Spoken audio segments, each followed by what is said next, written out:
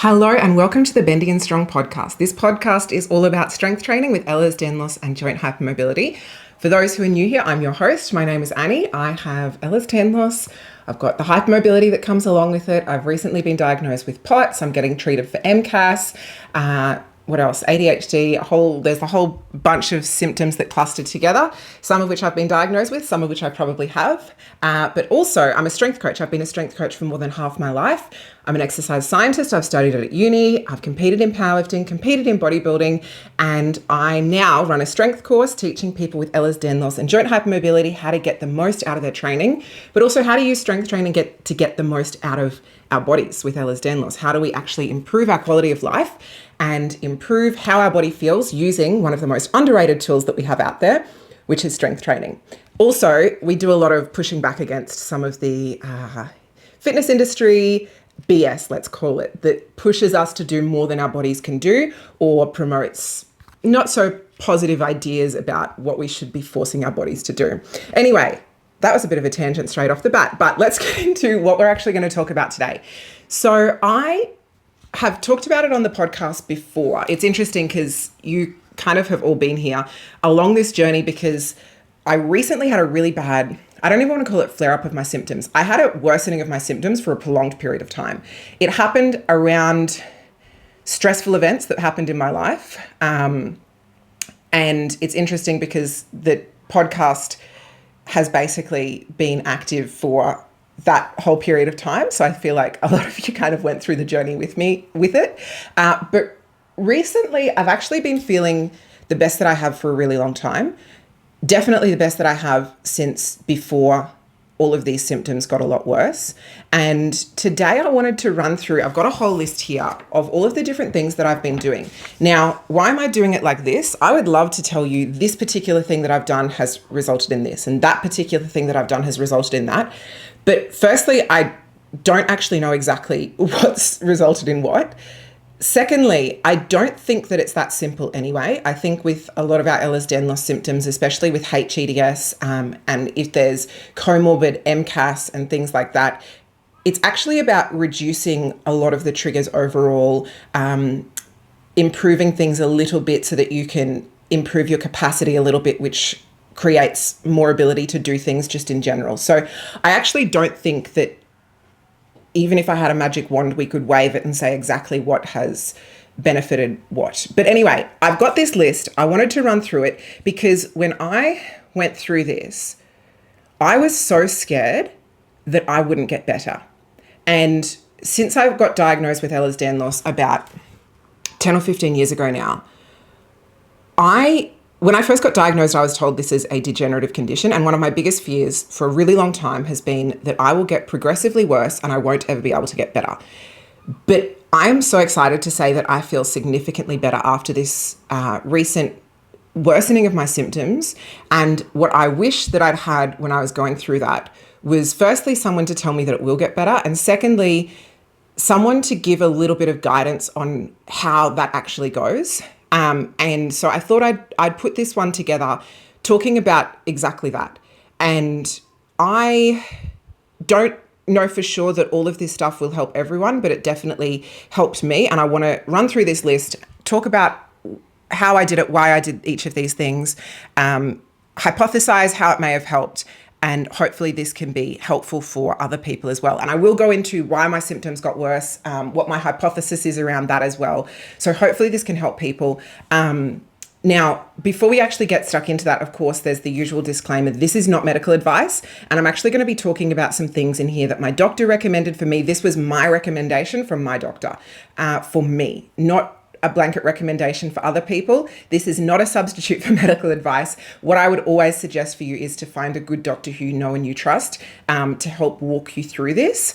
And when it comes to the training stuff, if you want more information on it, of course, I've got my Bendy Strong course, which has pricing available to anyone, pricing structure that's available to anyone, from free through to full priced spots. So that's the disclaimer out of the way. Make sure you have clearance before you exercise, etc. But let's get stuck into actually, I guess, the story of what happened in my life that made my symptoms worse, what my hypothesis is that made them worse, and then I'm going to go through this list of things that I've done that have coincided with me feeling the best that I ever have, as a very carefully worded way of saying that. Again, it's hard to pinpoint. Some things I think I definitely can pinpoint. This made me feel this way. That made me feel better in this way. But not everything I can pinpoint. So this is how I'm going to be explaining it. So some of you who've watched or listened to previous episodes of the podcast will know some of this story. So just bear with me while I retell certain parts of it. But I recently, it's not even that recent anymore. Time has gone past really fast. But in 2022, at the start of the year, I was living in Sydney.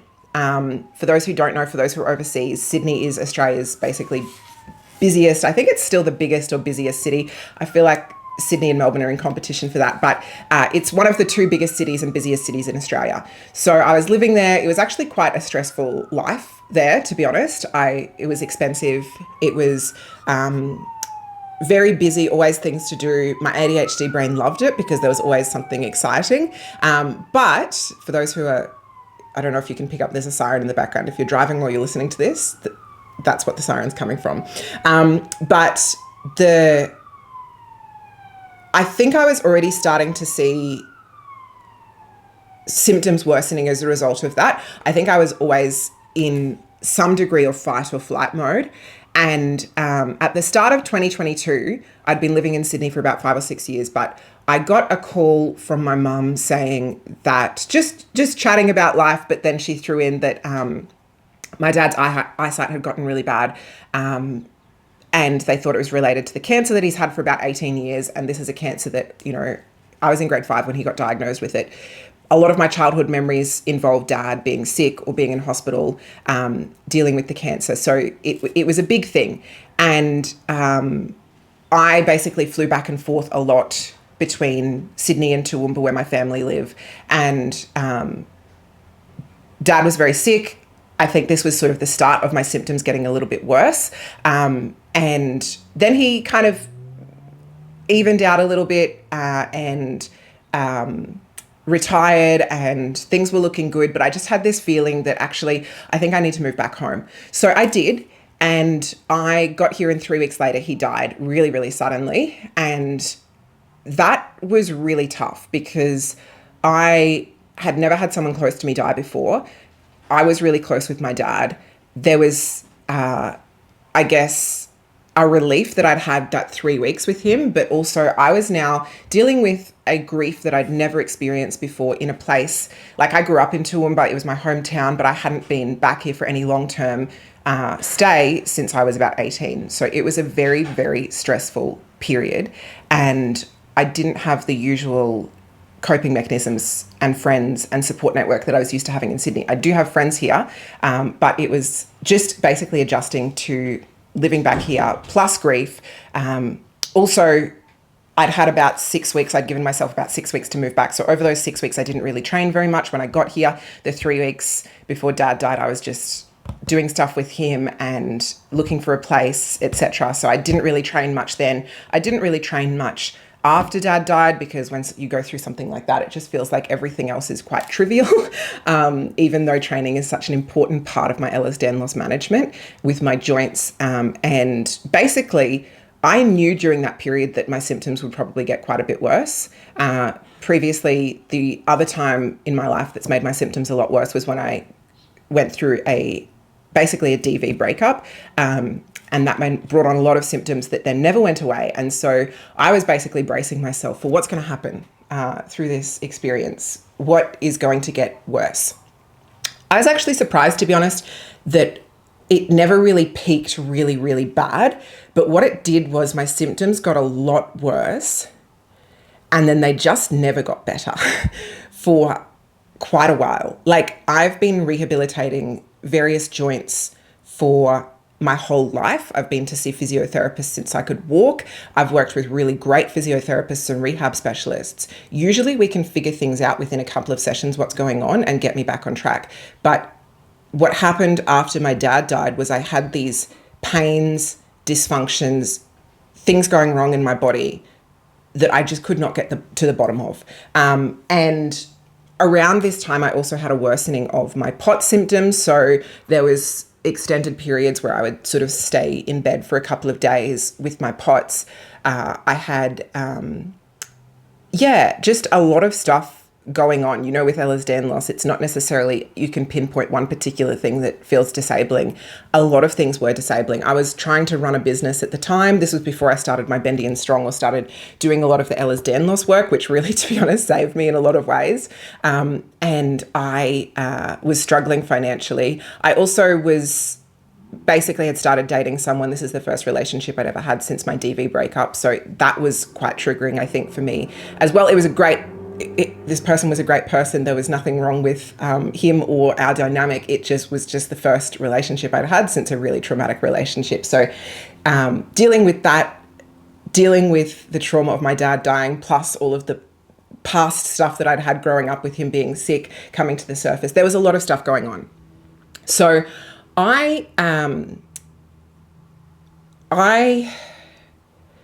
think I've got a bit of a hypothesis about what actually happened. And something that's really helped me form this hypothesis is this brilliant book that I've been recommending to everyone called Never Bet Against Occam, which is a book all about mast cell activation syndrome. And this incredible doctor, Dr. Afrin, who basically, he's a hematologist. He found it in one of his patients and then realized, actually, this has been in so many of my patients. And he saw it coming up over and over again and realizing, actually, MCAS, mast cell activation syndrome, is at the root of a lot of these weird problems that just show up. And for those who don't know, MCAS is one of the most common comorbidities for hypermobile Ehlers-Danlos, which is what I have. So it was a very great connect the dots moment when I was reading this book and was like, okay, this is explaining, I think, a lot of what was potentially happening in my body. So mast cells, what are mast cells? They're these little cells that are in pretty much every tissue in our body, in our blood vessels, in our digestive system, in our skin, all over the body. And they release a lot of different things. One of the things that they release is histamine, which is our allergic response thing where, if you have an allergy, people sometimes take an antihistamine and that reduces that allergy response. Histamine is one of the things that mast cells release, but they release a ton of other things. So if people have mast cell activation syndrome, these mast cells are overactive, basically, for want of a better word.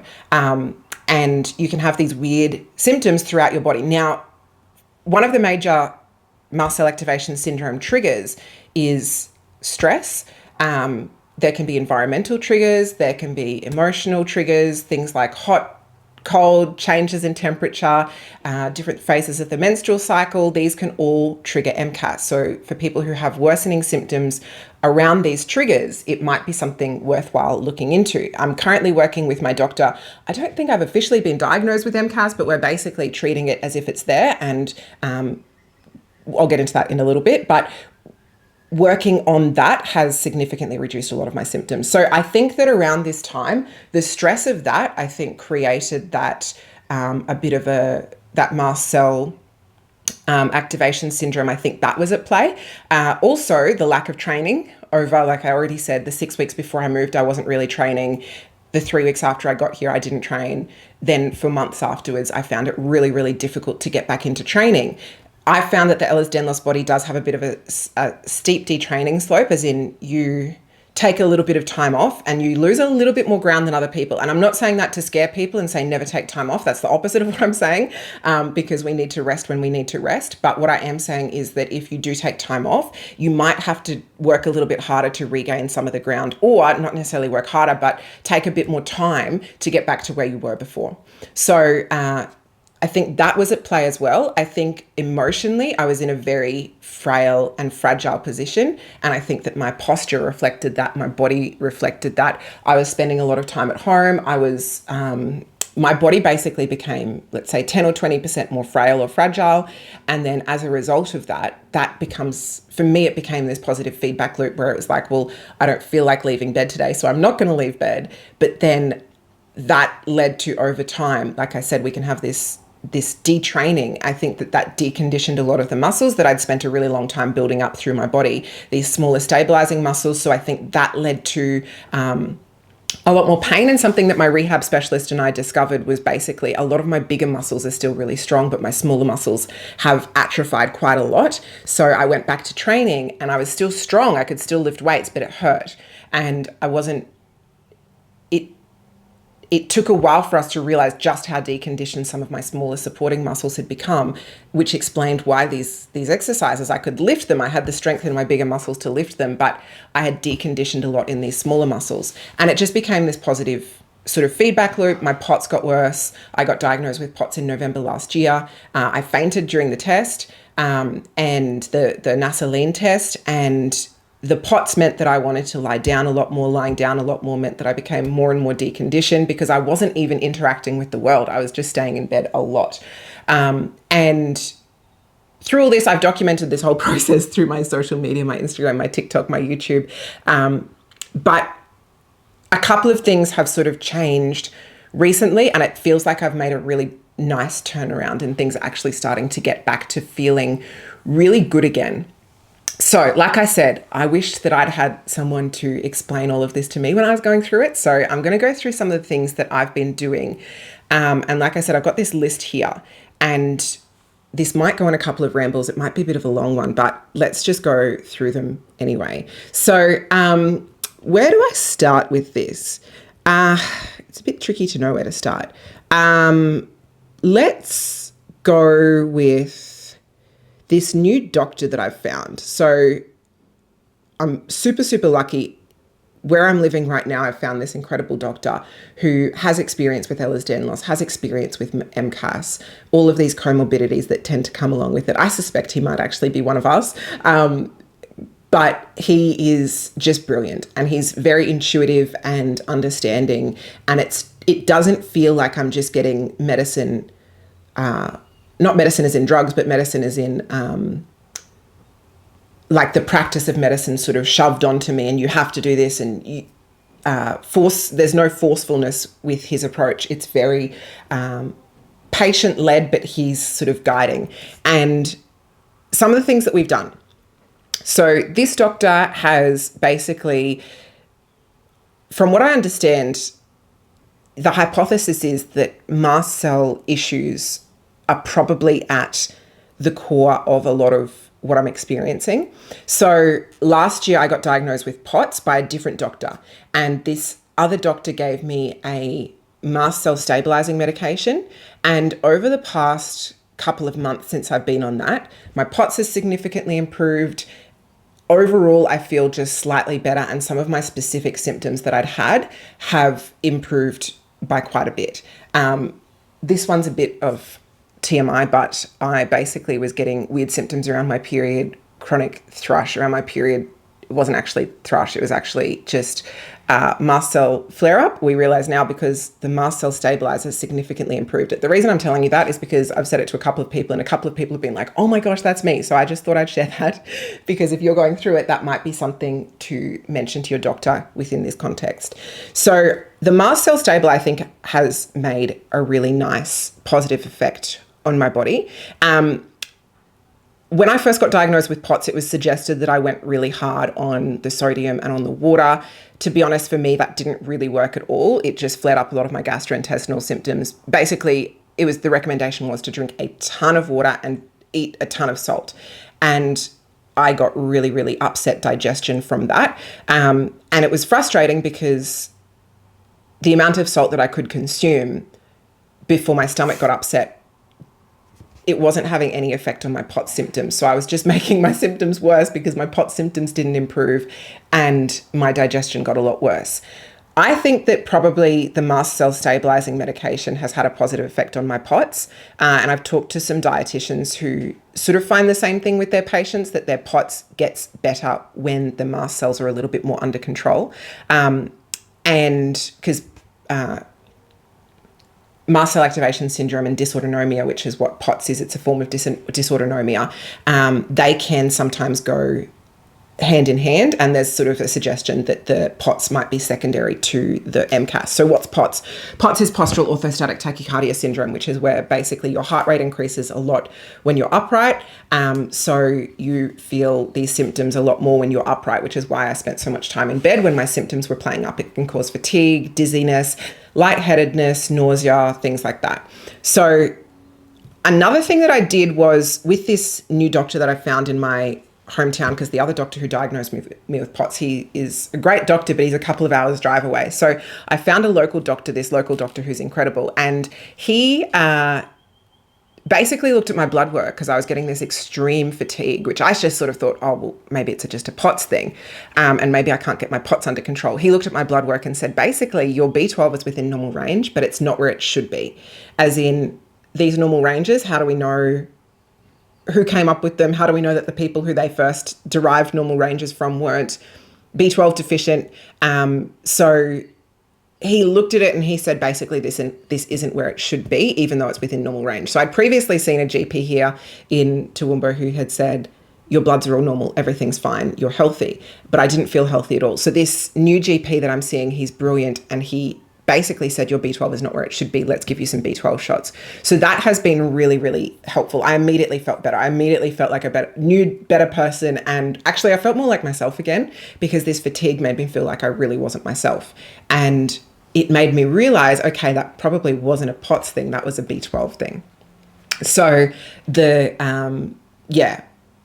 I guess the message that I was reminded of then is, with Ehlers-Danlos and these cluster of comorbidities that we get, it can be very easy for us to just dismiss symptoms and say, oh, that was just a POTS thing or a hEDS thing or whatever it is.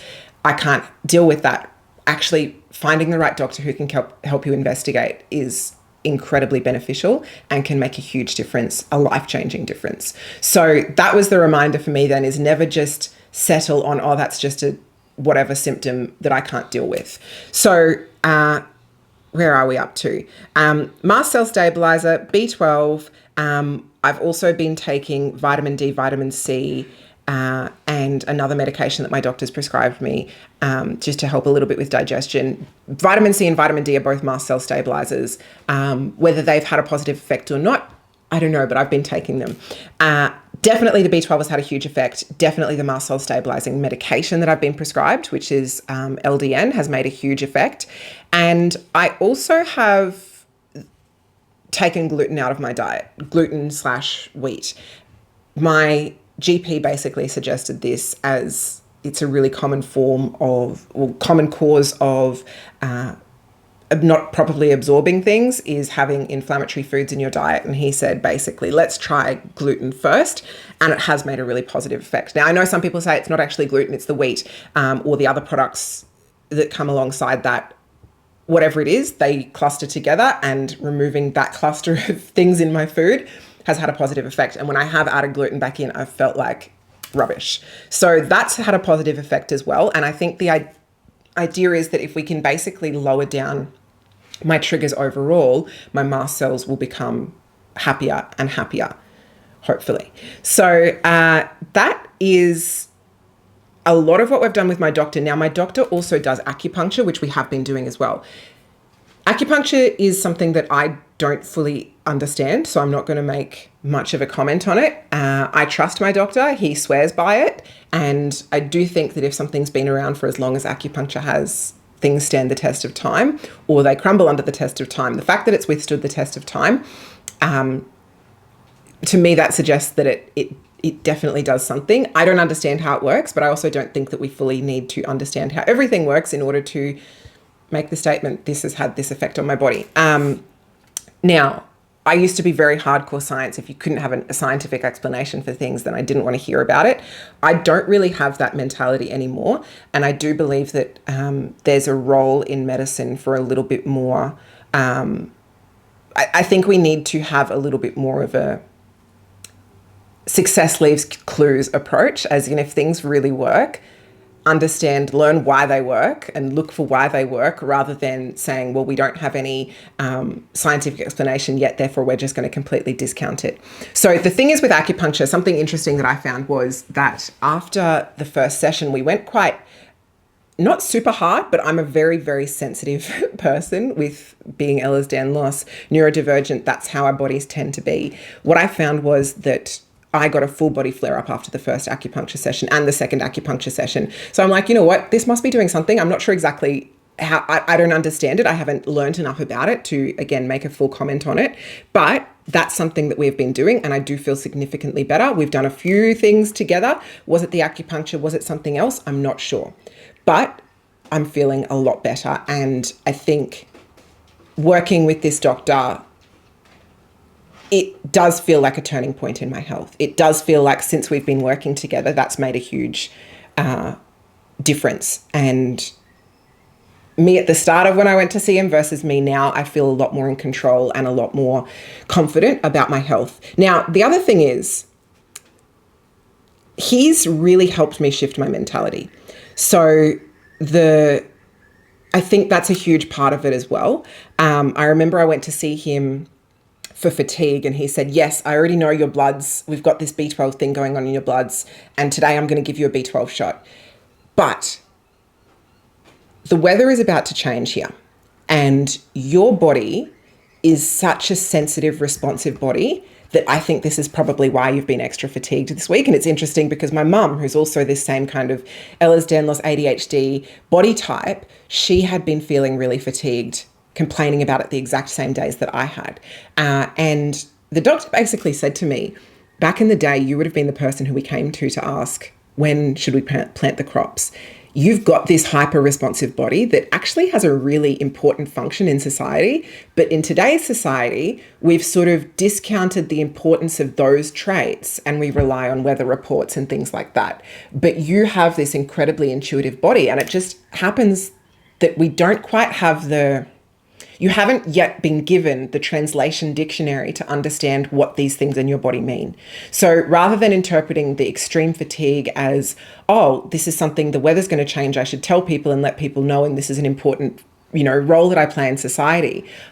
Instead, I'm telling myself there's something wrong with me. I'm broken. I'm fatigued. I can't work as hard as I want to. I can't do the things that I want to do. I'm disabled by this. So just shifting around and thinking, actually, maybe I am incredibly intuitive in my body. Maybe this is the evolutionary basis of the Ehlers-Danlos body, is that we are the thinkers and the feelers who play a really important role in society. But it just so happens that society has sort of had a shift, and it's not that we're not considered important anymore, because I still think that there's such an important role for us in this society. But I think that the narrative around our bodies has really shifted in this negative way, that we're these broken people, actually we're hyper responsive, actually we're these really important sensors, thinkers, intuitive people who have completely uncoincidentally got the neurodivergence alongside of it, the ADHD, the autism, the ability to see patterns. That's a neurodivergent thing.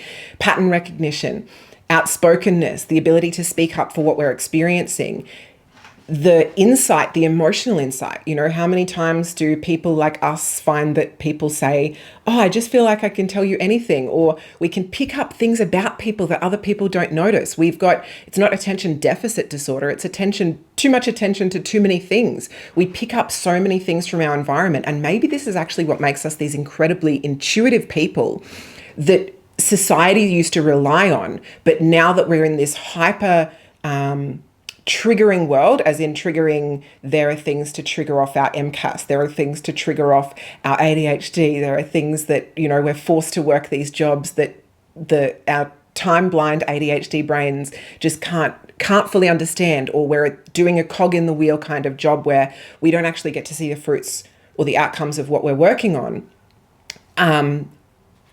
We feel really disconnected and we feel like we're broken, but we're not actually the broken ones. We're actually very whole, complete people who are showing up as a dysfunction, but the dysfunction is more on society's end rather than on us. Or we're just thinking we're dysfunctional and broken because we haven't actually been given the proper instruction manual for our bodies. So that mentality shift has made a huge difference. And it sort of reminds me, the other day I was taking my dog for a walk. I promised him a walk, and then it started pouring down rain, and I was like, oh, I've got to take him. I was going away on holidays the day after, so I knew that this was my last chance to go out and do something that he loved together before I went away. So I thought, okay, you know what? Rain is like, if you don't want to get rained on, it sucks. If you're trying to stay dry, being in the rain sucks. If you just say, I don't actually care, I'm just accepting it, all of a sudden, it's actually quite pleasant. And I think having that mentality with Ehlers-Danlos, instead of thinking I'm broken, this is not how it should be, there's something wrong here, just saying, actually, this is exactly how my body is designed to be. I'm behaving exactly how my body is supposed to. My body has these incredible skills and abilities, but they might not feel so good right now, but it's okay. It's just going to happen, and just accept it. Like, I just accepted going for a walk in the rain, and it was quite a nice walk. And I do think that, especially if we're dealing with MCAS, but also with some of our other symptoms with Ehlers-Danlos, stress can be a major trigger. And I do think that the particular type of stress that says there's something wrong with me is a very heavy weight to bear and a very triggering weight to bear. So relieving myself of that has been like a huge turning point. And my doctors really helped me to do that, but also learning about MCAS, learning about all these things in my body link up. And actually, I've got this incredibly intuitive body. Maybe there's a evolutionary basis for me having mast cell activation syndrome. Maybe I'm the person who can tell whether things are good for the human body or not. And I've got this incredibly intuitive brain and body. But right now, there's just a lot of things triggering it. And that's why it's coming up as a dysfunction. Like someone with incredibly attuned hearing going to a music concert, it wouldn't feel good for them, that kind of thing. So the shift in my mentality has made a huge difference. Sorry, I've made a list. I'm trying to read my writing, what I've actually said. But basically maybe my body is this, the canary in the gold mine. For those who don't know what that saying means, basically they used to send canaries into coal mines or gold mines or whatever it was, because the canary would sing, or I think it would like pass out if there was not enough oxygen there. So they realized that, okay, that's not going to be enough oxygen for the canary, so therefore it's not going to be enough oxygen for us. So basically it was a thing that told them what was going to happen before it actually got to a critical point. Maybe that's what my body is. Maybe my body is actually this body that can, stress is not good for anyone. Really bad, too much bad stress is not good for anyone. But my body literally breaks under it first. So maybe that's my body warning other people, hey, this is what's going to happen. And yeah, I've got a lot to say on this. I won't go on it for too much, but that has been really helpful. Another thing that I've been doing in terms of mentality is learning a lot about decolonization. And this is something I've talked about. If you follow me on social media, it's something I've talked about quite a lot. I don't consider myself an expert on decolonization. I'm also, a white person from colonizer families. So I do think that although my voice can add to the conversation, it's definitely not the only voice you should listen to. And if you're interested in this, absolutely go out and diversify and learn from people of all kinds of Indigenous backgrounds. I think that's the best people that we can learn from when it comes to decolonization. But basically, decolonization is this process of questioning the thoughts and ideas that we have been brought up with in colonized societies.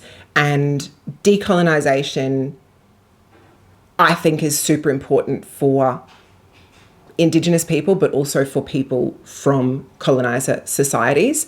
I think it's a good path towards reconciliation, but also I think it can teach us how to live life a little bit better. So the whole idea of colonization, I'm sure a lot of us know what that word means. And just as a warning, this is not going to be a perfect explanation of what decolonizing is, but I don't want to not touch on it. But basically, a lot of us have been brought up in these colonized societies that have very rigid, institutionalized rules of what success means, what failure means, what it means to be a good person, what it means to be a bad person, what advancement means. A common thing in colonizer societies is calling anyone else primitive or discounting any kind of Indigenous versions of healthcare, spirituality, language, wiping out these very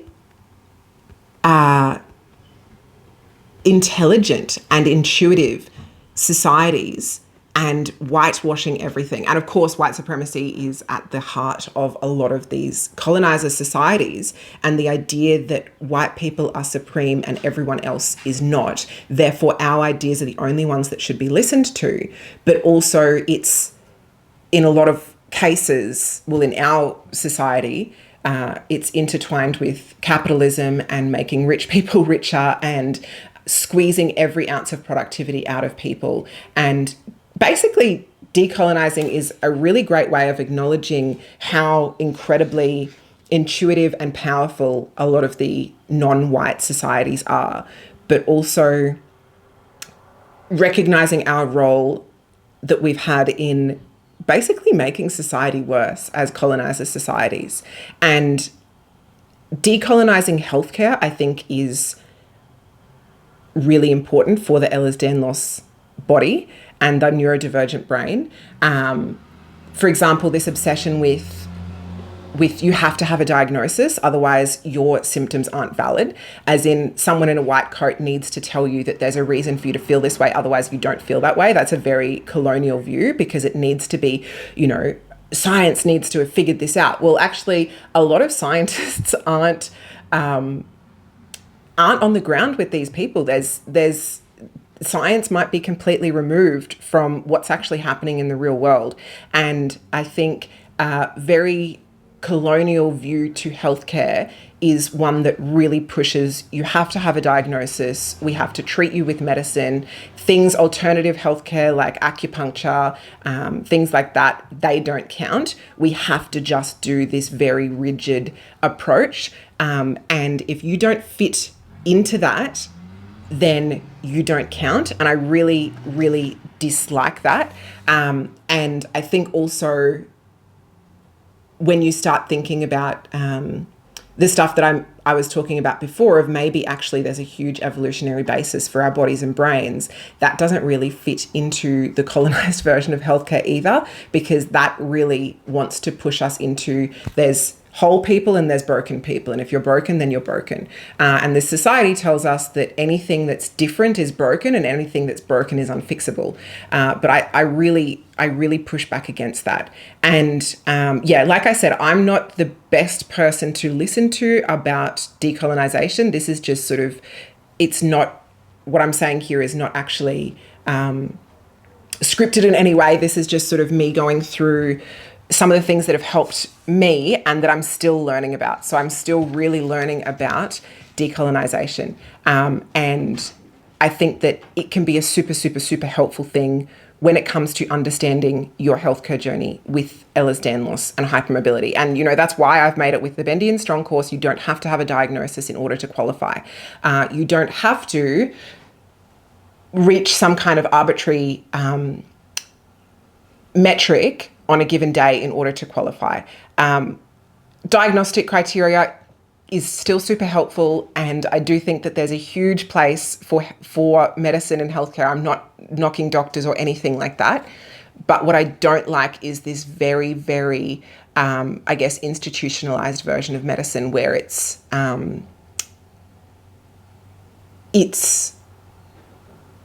doesn't serve people as well as it should, basically. And something I've noticed about my really amazing doctor who I mentioned before, he's not like that at all. He basically doesn't need a diagnosis of Ehlers-Danlos to see that someone has some of these Ehlers-Danlos symptoms, and let's manage those. And for me, that's incredible. That's the opposite of some doctors who are out there saying, well, no, you don't have it, and there's no point in diagnosing you with it anyway, and you're in pain, but it's all in your head. That's, I think, where that very colonized view of healthcare can go really, really wrong. So that's been super, super helpful for me. And realizing that I actually have, coming back to this idea of like, it's not a broken body, it's not a broken mind, realizing that my intuition is actually a good thing. It's not a bad thing. And actually I do have good intuition, but I think I've just been taught for a lot of my life that I probably don't have particularly good intuition. And because you feel these very natural things in your body, but maybe the people around you aren't feeling it because they've got different bodies. They're not neurodivergent. They don't have Ehlers-Danlos. So you say when you're very young, hey, I'm feeling this thing in my body, and it's just discounted because it's like, well, why would you be feeling that? How could you be feeling that? And then you learn over time to not talk about what you're feeling and not acknowledge what you're feeling in your body. And I think that that can really create this lack of trust in yourself and in your body, when actually we've got these incredible bodies that tell us so much information. And so the other thing, some of the other things that I've been doing, my work, I've been really, really lucky that it has, basically I don't work a 9-to-5 job. Since running Bendy and Strong, I've been able to make enough money to live off without forcing myself to work rigid hours and long hours. And that, I think, has had a hugely positive effect on my body as well. And that ties into everything because it's listening to my body. It's when I set up Bendy and Strong, I didn't want to work a lot of hours each week. I wanted to build it out so that I could actually give my body enough rest and give my brain and my body enough time to go out and learn more stuff, research stuff. Okay, I'm not going to lie, my camera died there and I kind of forgot what I was talking about. But basically, stepping outside of this idea that there is a normal in society, normal, air quotes, that we all need to conform to, otherwise we're broken. Because there is no such thing as normal, and forcing ourselves to conform to this arbitrary normal is the thing that's most likely going to show up as make us feel like we're broken, because our body doesn't want to be like that. We're going to disrupt things, and we're going to show up as dysfunctional, even though what's actually happening is we're trying to fit the wrong shape to what we actually are. And that's actually something that my doctor said to me the other day in our session. He said, there's no such thing as normal. And around the world, there are different pockets of different versions of normal. And he's got Irish descent and I've got Irish descent. So he said, you and I, we both have Irish descent. So our version of normal is a little bit more similar to each other. But if we go out there and measure our version of normal against other people's, if we try and measure ourselves up to someone else's version of normal, we're just going to show up as broken and dysfunctional. But also the stress of that is going to actually cause more dysfunction in our body. So all of this stuff has actually been, incredibly, incredibly helpful. And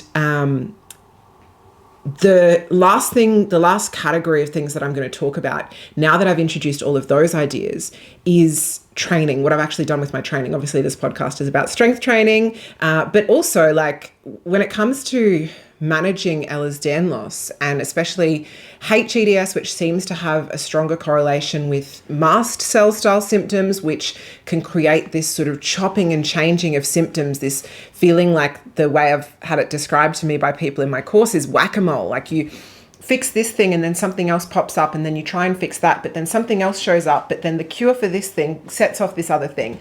That is really strongly associated with, that's basically, not saying this is the only thing that can be associated with it, but the more you learn about mast cell activation syndrome, the more that kind of language you're going to come across. A waxing and waning of symptoms is a really common way of describing how MCAS shows up. And in this book that I mentioned at the start, Never Bet Against Occam, what he talks about is that the mast cell activation syndrome pain usually shows up as a pain that is here one day and then the next day it's somewhere else, and then the next day it's somewhere else. And the symptoms are so weird and unexplainable, and doctors will often put it down to being psychosomatic, but they can all be linked. And some of these weird things that you don't even think of may actually be linked up. So with my doctor right now, what we're basically doing is we're trying to work on getting everything a little bit more settled so that I can do more. And last session that I went to see him, he sort of said to me, how content do you feel in yourself was the first question he asked. And I said, pretty content. He said, what have you noticed in your body since the last time I saw you? And I went through a whole list of these changes. And I said as well, from between now and when I last saw you a while ago, one of the big things that's changed for me is my training. And in particular,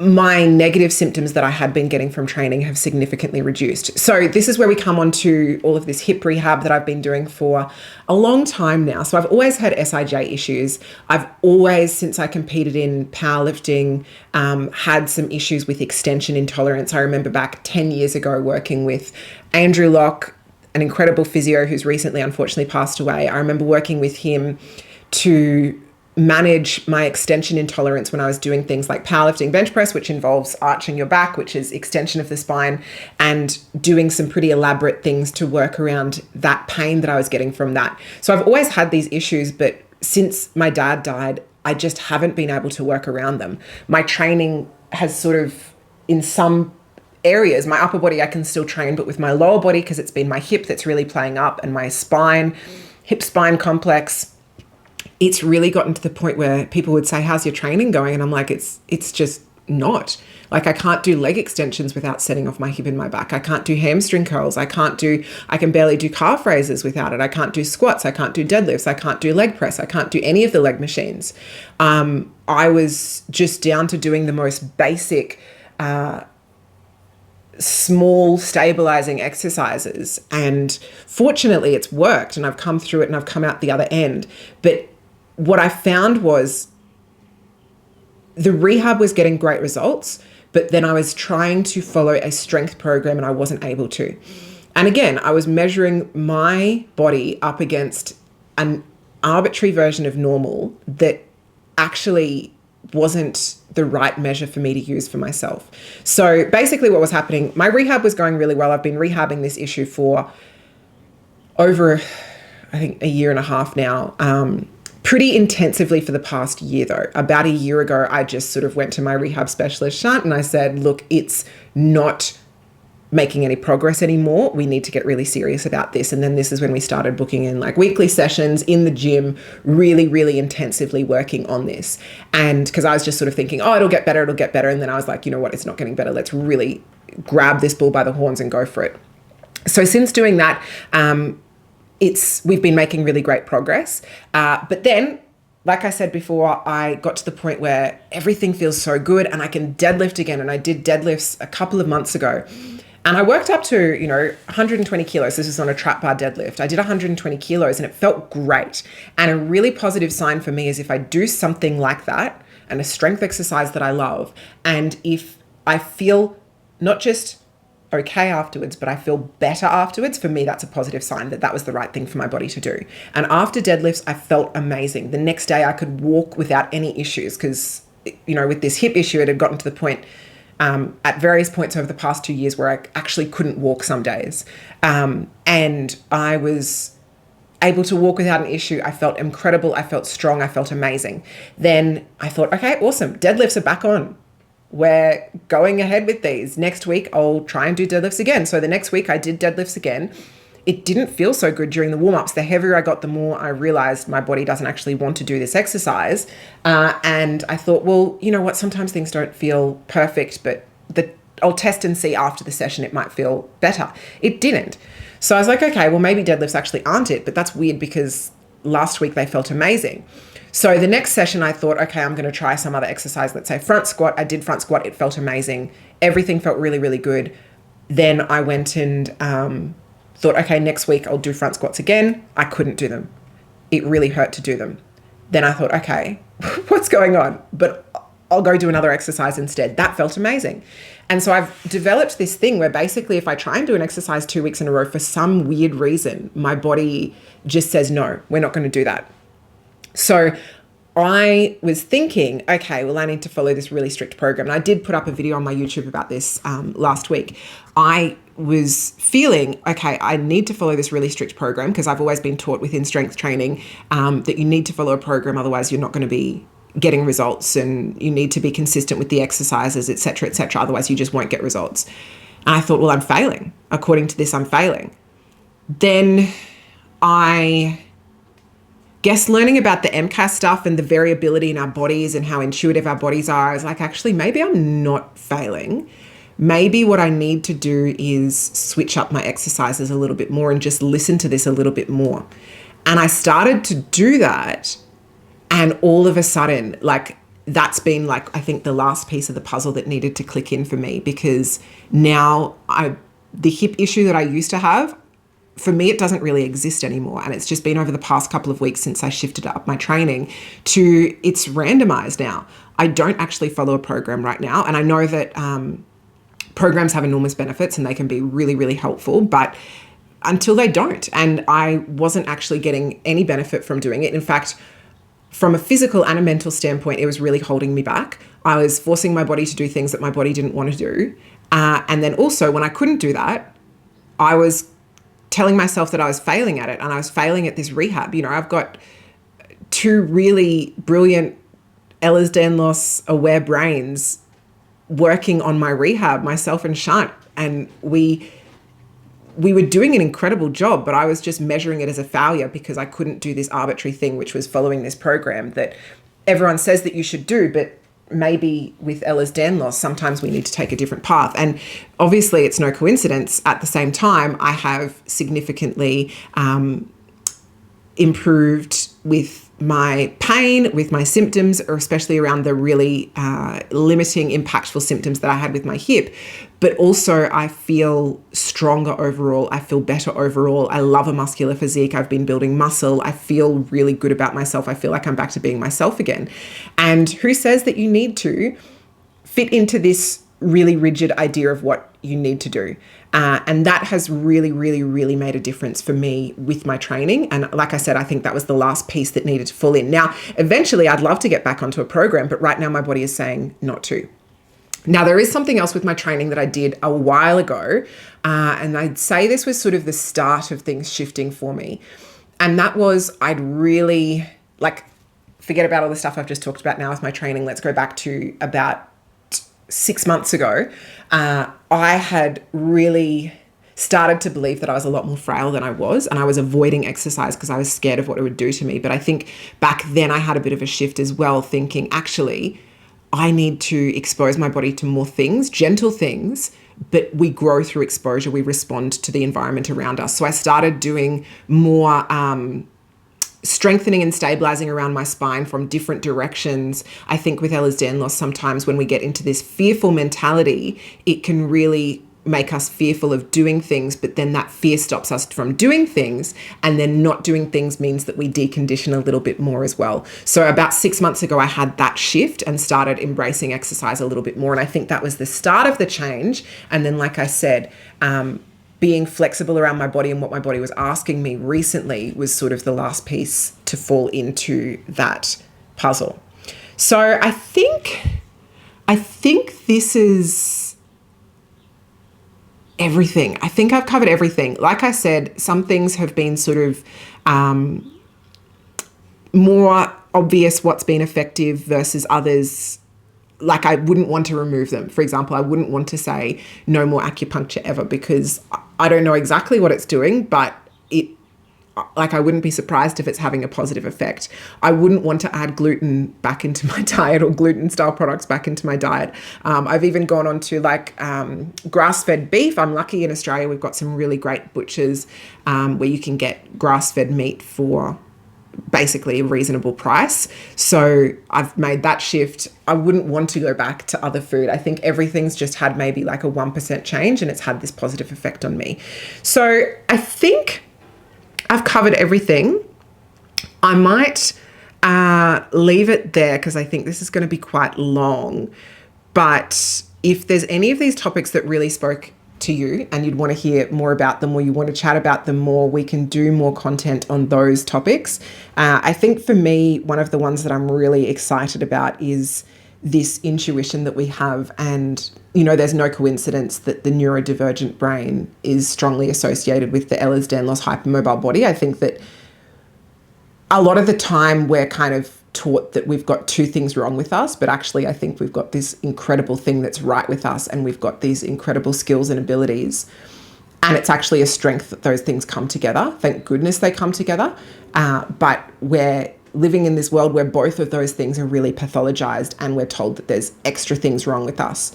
So hopefully just talking about this can start to reverse that narrative. And I really do think that we are I'm not sure exactly what our role is, the hypermobile, neurodivergent brain and body people, but I do think that things are a bit weird at the moment in society at large. It was just a noise outside, sorry. So things are a bit weird at the moment in society at large. I do think that we actually have a very important role in that, and I'm not sure exactly what it is. But I think that the more knowledge we can equip ourselves with, and the more we can get to learn our bodies and really develop our own translation dictionary for what's going on in our body, I think that we can really have a positive impact on ourselves and the community at large and the community immediately close to us. So yes, that's everything. Thank you for listening. Thanks for joining me. Like I said, none of this was medical advice. This was just me discussing the things that I've been doing that have helped me. If you've got any further questions or comments on this, let me know. I also do have, as of today, when I'm filming this, my Bendy Strong course is actually launching tomorrow. So if you're listening to this in the following couple of days or weeks after this has been released, then you're totally welcome to join that. You may have to catch up on a few sessions if it's been a bit of time since the course started. But if it's been a lot of time, have a look on my website, www.bendyandstrong.com, and it'll have information there about whether there's a current cohort running or whether you want to put your name on the wait list to get informed about when the next cohort will be running. And I don't abuse the emails at all. I just send you information about when the courses are running. And the other thing is, if you can't afford that for whatever reason, I really want this information to be accessible for everyone. So we do have some free and discounted spots available. The only thing I ask is if you can afford it, you do, because then that opens up more of those free and discounted spots for everyone else. Awesome. Thank you so much, everyone, for joining me. If you're watching on YouTube, I would love it if you could like, subscribe, comment if something really stood out to you. If you're listening on a podcast app, I think you can leave a review. I'd love a great review. But otherwise, I'll see you in the next podcast. Thank you for joining me.